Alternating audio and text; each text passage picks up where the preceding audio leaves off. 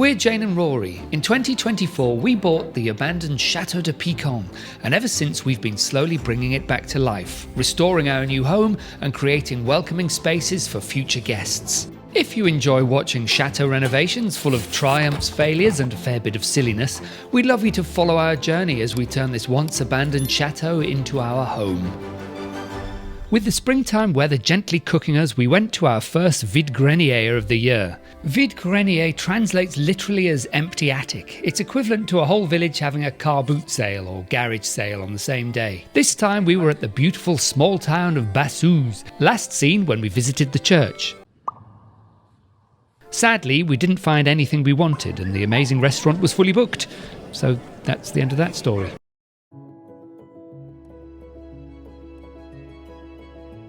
But what haven't we done this week, dear viewers? Well, let me tell you.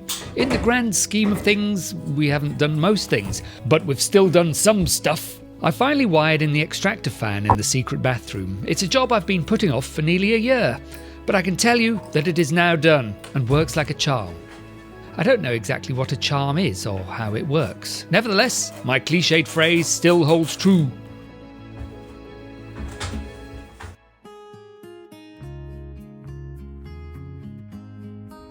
Last year I grew loads of dahlias. They mostly grew very well to start with, and then they suffered because they went out into an incredibly hot summer. They kind of keeled over and they flowered very late, some of them beautifully, some not at all. However, this year I'm going again, undeterred. I've just potted one of the tubers into here, and basically they're very shallow planted, so generally you have the old stem sticking up and the new bud is close to the surface. But this year as well, I'm going to grow some rhizomes. So I've planted up a load of cannas and I'm now planting up some gingers, some hedychium. I've never tried planting either of them before. They're kind of a similar idea in that you start them off in pots and then plant them out when they're starting to look like plants. And they should be proper, these hedychiums should be proper tropical plants. Both the cannas and the hedychiums will be a little bit frost tender, have to look after them, they may not all come back. This gardnerianum grows quite big. It, at full maturity, is 2 meters tall. So that's going to be pretty impressive if it lives that long. But they put on quite a bit of growth each year, depending on how big the rhizomes are to start with. And the real problem is working out which way up they go. Supposed to be looking for little nubbins. I'm not very sure about that. It's kind of anybody's guess as far as I'm concerned. I just hope it finds its own way. I'm going to try it this way out. Pop it in, cover it up with soil, and we'll see. This one feels a bit heavier. Oh, look! So that has definitely got a bud. Right, so I know that goes that way up. I'm a bit worried about the other one now. All these cut edges. But it's so hard to tell because look, it's got nubbins along the bottom. How was I supposed to know? But anyway, this one, I know which way up it goes, so that's great. Then it was time to pop my plants into the bed.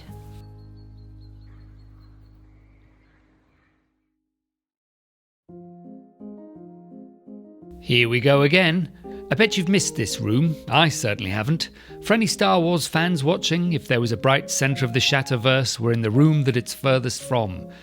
The effort to remove these tiles is huge. It's tiring, tedious, loud, dusty, and blunts the edges of my chisels really fast. Am I having a moan? Yes, I am. The question has been asked, why don't you just tile over the top of the tiles? And it's a valid question, even one that Jane has pondered. I truly wish it were a route I could have gone down, but I can't, not really. I would have had to adjust the doors to fit, including an outer door. Okay, there is a chance I'll have to do that anyway, as the new tiles are sure to be slightly thicker than these super thin ones. Another reason is that the room's floor is already slightly higher than the adjacent room, creating a 25mm step up. I don't want to increase this any more than I have to. This room also has the lowest ceiling in the chateau, and I don't want to reduce the height, even by a small amount. So there. For now, I'll just keep plugging away at it section by section.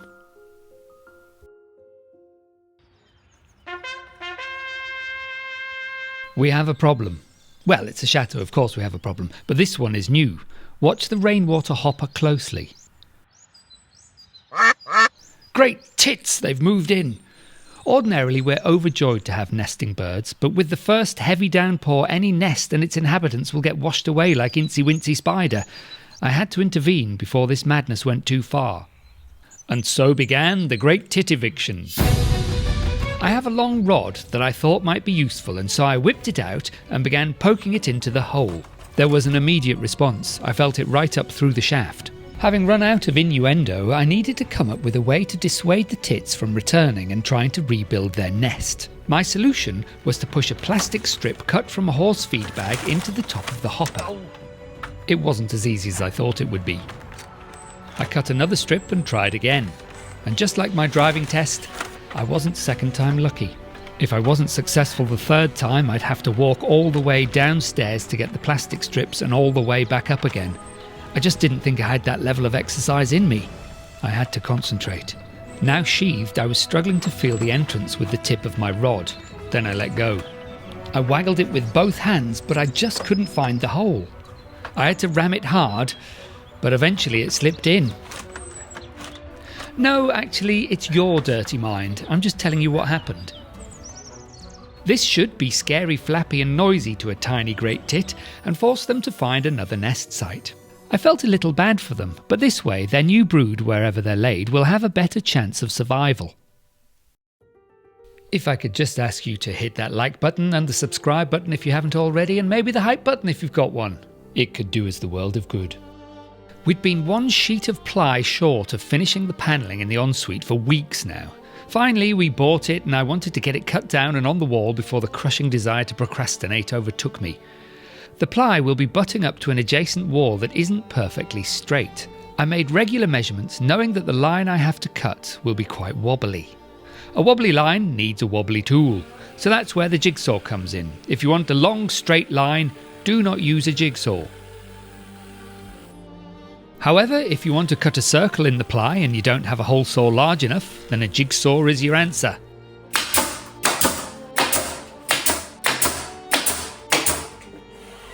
Wall now panelled with ply, we moved on to the remaining plasterboard. The ensuite wall with the door still wasn't boarded on both sides. Now that the wiring was in place and the plywood attached, it was about bloody time we finished the wall. I measured and cut down the plasterboard with a little help from my glamorous assistant, Dr. Jane. I made my life a little more difficult by using a blunt knife. We can't all be the sharpest tool in the box. Whilst I finessed the edges, Jane got busy cutting down the insulation.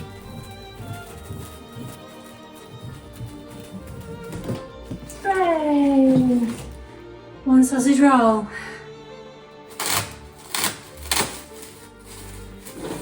Yes, dear viewer, I should have been wearing a mask.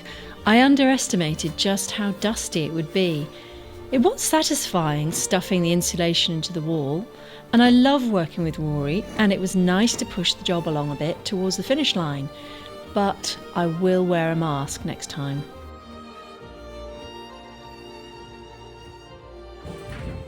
Once Jane had stuffed the walls, I was able to fit the plasterboard. The insulation really filled the gap, and it was a bit of a struggle holding the board in place. Annoyingly, none of my offcuts are large enough to cover the section above the door. I'll have to chop off a piece from a whole board.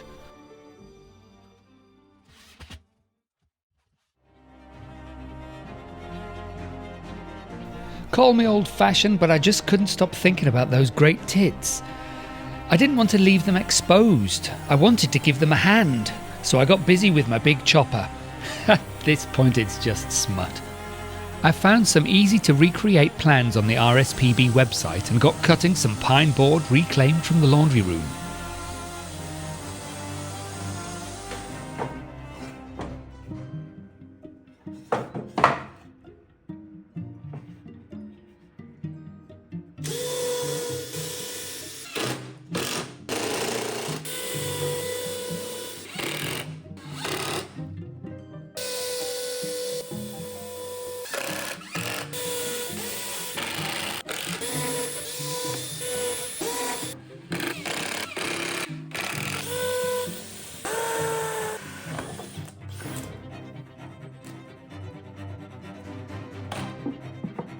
And that is one tit box.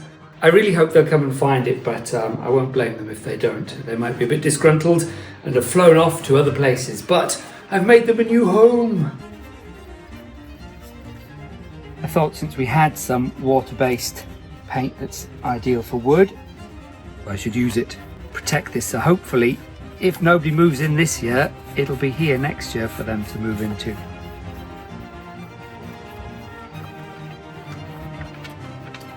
Who needs you? Oh, look, Bunty. You just brushed your tail. It said you should never paint your hole, so I didn't. The paint is now dried on this. I think I'm going to leave it white just because I want to get it up. I want to get the box up. So I'm just going to make the last few finishing touches and then it's good to go. There.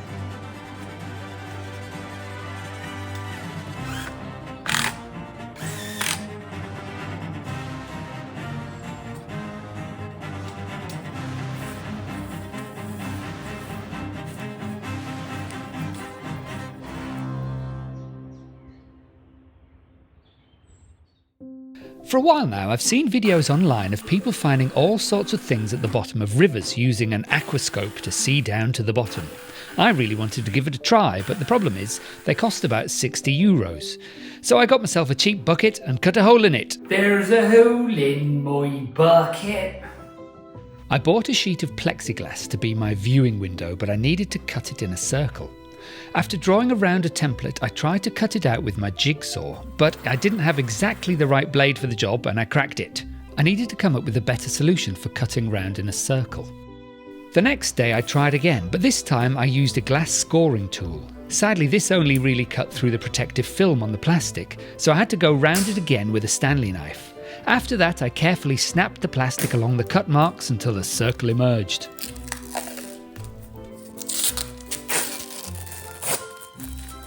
I went around the circle with the sander, easing down the edges. Mostly it felt like I was melting the plastic rather than sanding it, but it was doing the job. The circle was still a touch too big, so I marked it up and went around for another pass. This time the plexiglass fitted perfectly. I ran a thin bead of silicone around the rim of the bucket, which I forgot to film, and pressed the disc into place. After giving it a full 24 hours to cure, it was finally ready for a test run. As luck would have it, the weather was beautiful, so I strapped on my waders and I took the plunge. Before I go any further, a quick note. Here in France, it is legal to wade in a river and use a glass-bottom bucket to look at the riverbed. What isn't legal, without a proper permit, is treasure hunting or digging around for artefacts. In this case, I was simply having a look and testing the viewing bucket. If my intention had been to search for and recover treasure, that would be a different matter entirely. But it wasn't, just so we're clear. Where's all the gold? Shut up, you idiot! Working perfectly, and also it helps you balance a bit because it's buoyant. Oh yeah. I've not seen a sword. I've not seen a pot of gold. We're doomed. You've not seen a fish? Haven't seen a fish, or a shrimp, or a... what are these called? Crayfish? Crayfish. Just gonna walk along this way a little bit. I've got my treasure hunting spaniel helping me. I wandered about for a while. Just staring at the riverbed was fascinating enough, although beyond stones covered in silt there really wasn't that much to see. I saw a couple of tiddlers, but no fish. I never imagined finding any, but there was definitely no treasure. I did find a bit of roof tile though. Anyway, I had fun with my bucket. Here's Galadriel perfectly illustrating why my bird box placement is not conducive to a productive brood. There was nothing for it but to move the nesting box somewhere the cats can't reach.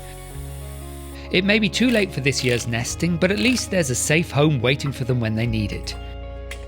That's all for now, dear viewer. Whoever you are and wherever you are, I hope you're taking good care of your tits.